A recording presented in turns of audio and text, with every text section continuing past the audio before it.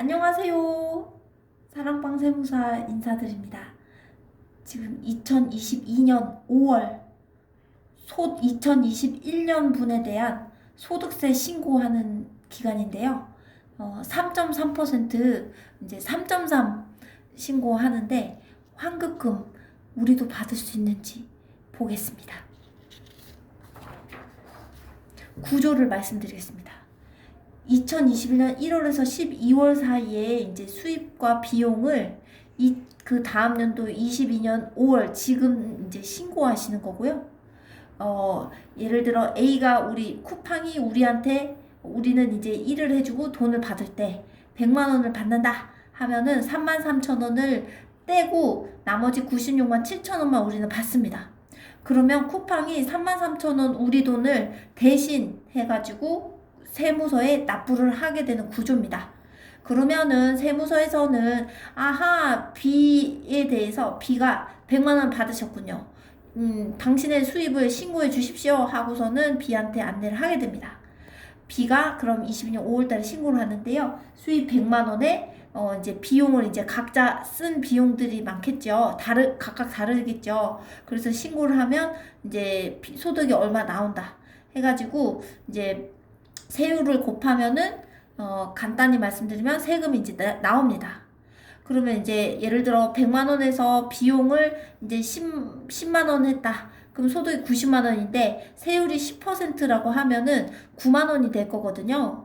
그러면은 이 9만 원을 작년에 내야 될 금액이 9만 원인데 이 중에서 먼저 낸 3만 3천 원을 빼고 나머지 5만 7천 원을 이번에 이제 금액이 더 크니까 납부를 하게 되고요. 만약에 작년에 비용 90만 원을 넣어서 소득이 10만 원이다. 그러면 세율이 10%면 예를 들어 작년에 내야 될 세금은 만 원이 되는 거거든요. 근데 작년에 먼저 낸 3만 3천 원이 있으니까 이때는 이제 2만 2천 원 차액 2만 3천 원인가요? 이때는 환급을 이제 다시 돌려받는 것입니다. 구조는 이렇습니다.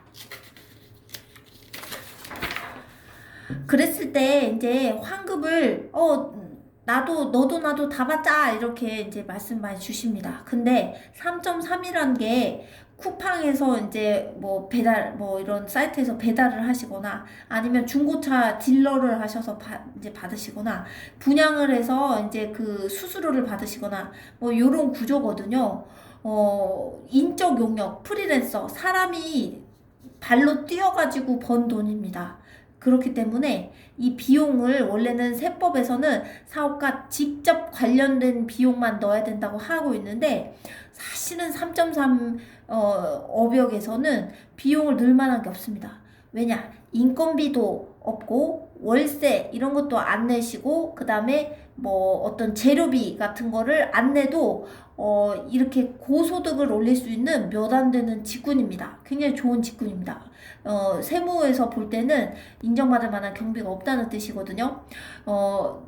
근데 이제 왕왕 개인적으로 이제 카드를 쓰신 거다 해가지고 비용을 넣겠습니다 하는 경우가 있는데 그것도 엄밀히 보면 카드로 긁은 비용이지만 사업과 직접 관련된 비용이 아닌 개인적으로 이제 쇼핑하시고 구매하시고 이제 뭐 식사하신 비용이기 때문에 원래는 인정이 안 됩니다.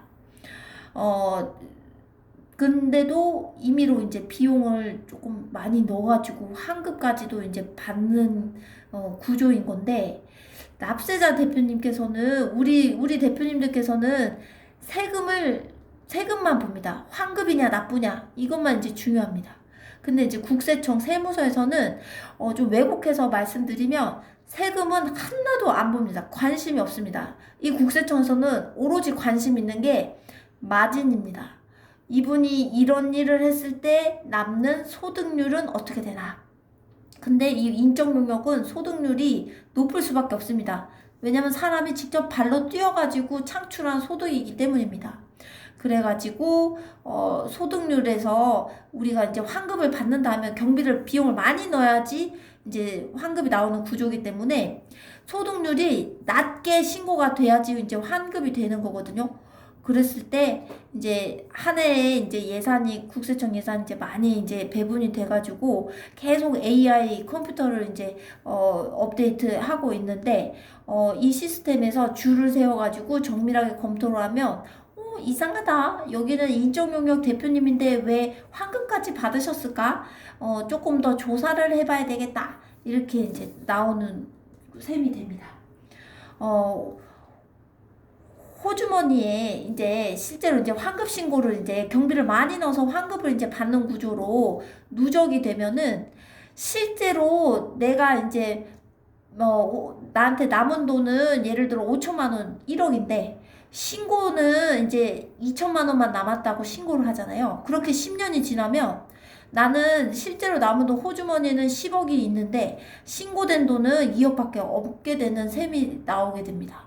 그런 사이에 이제 예를 들어 그 10억으로 아파트나 자동차나 아니면 카드 지출이 있었다 하면은 통장 거래가 있었다 하면은 세무서에서는 신고서하고 통장, 신고서하고 부동산이 불일치가 되기 때문에 똑똑똑 이게 어떻게 된 일인지 밝혀주십시오 하고서는 이제 연락이 오는 것입니다. 이게 소명 요청 또는 세무 조사가 되는 것인데 요즘은 이런 시스템이 굉장히 개발되고 있고 정밀하게 계속 업데이트 되고 있기 때문에 환급을 예전처럼 막 받는 구조가 쉽지는 않습니다. 물론 세금을 지금 이 소득세는 납세자가 신고를 하면은 세무서에서 얼마를 내십시오 하고 정해주는 게 아니라 제가 이 비용 이만큼 썼으니까 세금 이 정도 내겠습니다 하고 신고하는 구조고 세무서에서는 일단 납세자 신고를 신뢰해야 하기 때문에 이게 그냥은 넘어가기는 하지만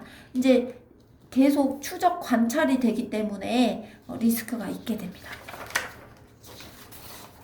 결론은 환급은 당연하지가 않습니다. 그래서 요즘 환급 받으시는 분들이라든지 이런 분들 많으신데요. 신고 5년간 추적 관리가 됩니다.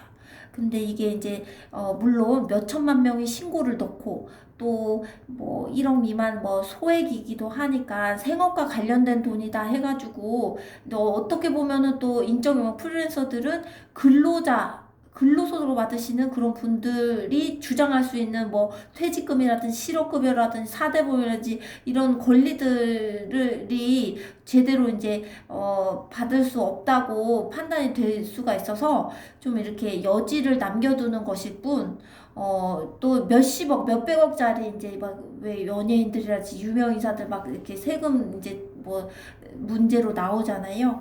이제 그런 고액건들을 관리하기에도 인력이 이제 한계가 있기 때문에 이런 소액분들은 이제 상대적으로 좀 덜 보는 경향이 있기는 하지만 요즘은 이제 계속 정말 예전에 듣도 보도 못한 케이스들이 계속 나오고 있고 또 그 윗단계 우리한테 돈을 주는 단계들도 이제 조사를 하고 있기 때문에 환급에 대해서 검토하시면 좋겠습니다. 감사합니다.